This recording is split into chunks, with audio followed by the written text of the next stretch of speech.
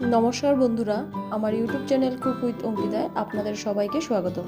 আমার আজকের রেসিপি এঁচোড় চিংড়ি। অনুষ্ঠান বাড়ির এঁচোড় চিংড়ি খেতে তো খুব ভালো লাগে, তো আজকে অনুষ্ঠান বাড়ির মতনই এঁচোড় চিংড়ি বানাবো। আশা করি আজকের ভিডিওটি আপনাদের ভালো লাগবে। তাহলে আসুন দেখে নেওয়া যাক আমার আজকের ভিডিওটি। এঁচোড় চিংড়ি বানানোর জন্য আমি প্রথমে একটি এঁচোড় ছোট ছোট টুকরো করে কেটে ধুয়ে নিয়েছি, আর চিংড়িগুলো পরিষ্কার করে ধুয়ে এগুলোতে একটু নুন আর হলুদ গুঁড়ো দিয়ে মিশিয়ে নিয়েছি। এবার এঁচড়গুলোকে সেদ্ধ করার জন্য একটি প্রেসার কুকারে একটু জল আর এঁচড়গুলো দিয়ে এতে 1 চা চামচ হলুদ গুঁড়ো আর নুন দিয়ে সেদ্ধ করে নেব। এবার একটি কড়াইয়ে সর্ষের তেল নিয়ে তেলটি গরম হয়ে গেলে এতে টুকরো করা আলুগুলো দিয়ে পরিমাণ মতো নুন আর হলুদ গুঁড়ো দিয়ে ভেজে নেব।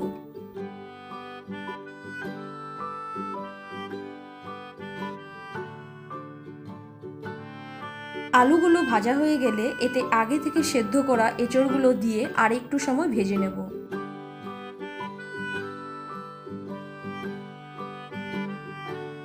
এবার একই কড়াইয়ে আর একটু সর্ষের তেল দিয়ে মেখে রাখা চিংড়িগুলোকে ভেজে নেব।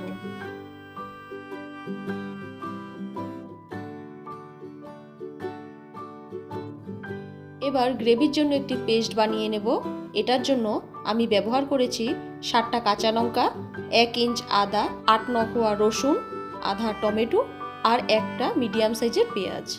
একই সাথে মিক্সিং জারে দিয়ে দেব আধা চামচ হলুদ গুঁড়ো, 2 চা চামচ জিরে গুঁড়ো, 1 চা চামচ ধনে গুঁড়ো, 1 চা চামচ শুকনো লাল লঙ্কার গুঁড়ো আর একটু জল দিয়ে পেস্ট বানিয়ে নেব।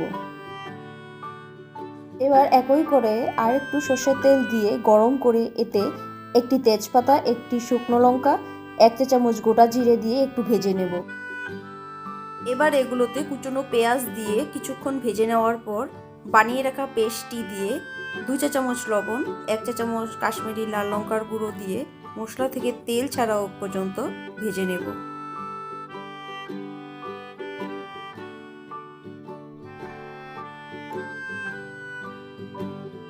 এবার মশলাগুলোতে ভেজে রাখা এঁচড় আর আলুগুলো দিয়ে মিশিয়ে নেব। এবার এতে ভেজে রাখা চিংড়িগুলো দিয়ে গ্রেভির জন্য পরিমাণ মতো জল দিয়ে স্বাদ ব্যালেন্স করার জন্য সামান্য চিনি দিয়ে ঢাকা দিয়ে দেব 10 মিনিটের জন্য।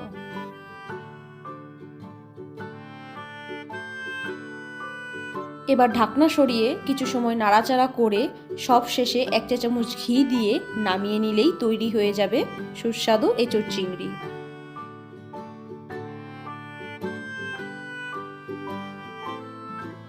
আর আজকের এই রেসিপিটি আপনাদের কাছে কেমন লাগলো অবশ্যই জানাবেন। যদি ভালো লেগে থাকে তাহলে বাড়িতে অবশ্যই বানিয়ে নিতে পারেন। ভিডিওটি ভালো লেগে থাকলে লাইক, শেয়ার, সাবস্ক্রাইব করে দেবেন আর পাশে থাকা বেল আইকনটি অবশ্যই প্রেস করে দেবেন। ধন্যবাদ।